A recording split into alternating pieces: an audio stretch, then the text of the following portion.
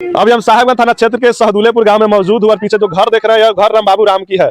जैसा कि सभी घटना आपको पता है कि बगल के ही सोनम कुमारी से उनके साथ गलत संबंध था, इसके लिए पंचायती भी हुआ था और रामबाबू राम के बीते 31 तारीख की रात को हत्या हो जाती है। और हत्या होने के बाद इसमें अभी तक कोई जो पुख्ता सबूत है किसी के हाथ नहीं लगा है। हालांकि जो घर है वो घर दिखाने का प्रयास करेंगे कि आखिर वो किस रूम में सोए हुए थे और कहाँ पे उनको गोली चला और कहाँ पे उनको गोली लगा था। चलिए तनी दिखाने का प्रयास करते हैं। यही वो रामबाबू राम का घर है जिस घर में गोली चली थी।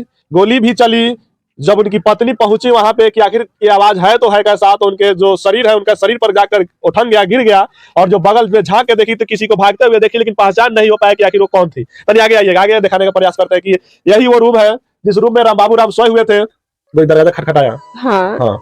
हर दिन की बात आप लोग उस दिन भी बात खाना ना खाए को सो गए? नहीं, खाना भी नहीं खाए हुए थे उस दिन, बैठे थे हम लोग दोनों। मतलब मेरी दो बेटी है, एक और ये है, एक और छोटे, दोनों सुतल थी, हम लोग भी हम बैठे थे, वो भी बैठे थे, हमसे बात कर रहे थे, बता रहे थे कि देखो ऐसे हो रहा है, शादी करने के लिए बोल रहे हैं, हम शादी नहीं करेंगे। सोनम कुमारी है, उसकी मम्मी है, उसकी पापा दबाव लोग बना रहा है, पूरा दबाव डाल दे रहे थे। ये बोल रहे थे कि हम गलती किए कि हम तुम्हारे बेटी से बात किए, ठीक है, लेकिन कि अब शादी तो कोनो कीमत पर नहीं करेंगे। मेरे पास 2 बेटी है, शादीशुदा है, हम इतना कमाते हैं कि अपनी फैमिली को पोस सकते हैं। दूसरा 2 बीवी रखना कोनो आसान होता है?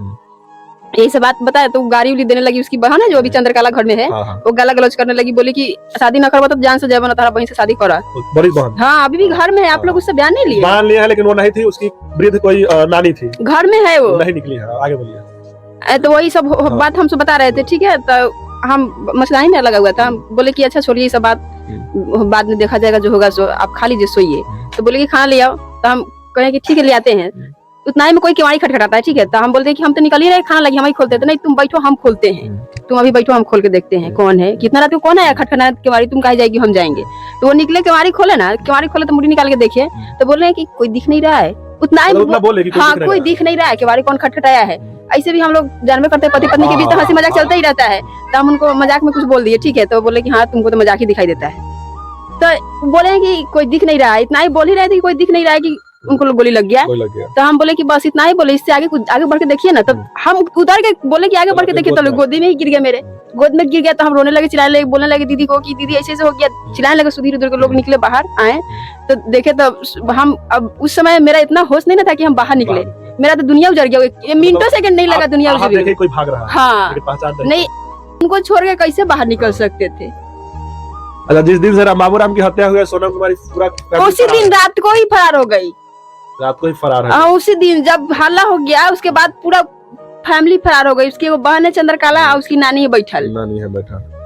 तो मतलब क्या लगता है, अगर हत्या नहीं कराई होती तो फरार नहीं रहती? हाँ, अगर हम सबसे बड़का बात जानते हैं कि उसका गलत संबंध था, हत्या अगर नहीं कराई होती तो घर पे रहती ना, जितना लोग आ रहे सबसे बात करती, तो भाग क्यों गई? चलिए, FIR हुआ है, गए हुए थे, एप्लीकेशन दे के आए हुए हैं। आदमी का नामजद FIR हुआ है, उसके घर के लोग के, उसकी मतलब फैमिली के लोग। हाँ। चलिए, मतलब सोनम कुमारी का भी कोई आता पता नहीं? नहीं, उसी दिन से देख ही नहीं रहे हैं उसको। प्रशासन यहाँ पे अभी एक बार भी आई कि नहीं उसके बाद से? नहीं, मेरे हस्बैंड का बॉडी आया, उसके बाद दाह संस्कार हो गया, उसके बाद कोई प्रशासन नहीं आया। चलिए, साहेबगंज थाना से नम्र निवेदन और विनती है कि इनका तो फैमिली उजड़िए गया है, कम से कम ऐसी घटना दोबारा किसी के साथ न हो और इन पीड़ित परिवार को कम से कम आप लोग मदद कीजिए, ताकि ऐसे ऐसे जो घटना है बिहार में अक्सर होते रहता है। तो ऐसे घटना करने से पहले 5 बार कोई सोचे, इतना कठोर से कठोर आप लोग सजा दिलवाइए।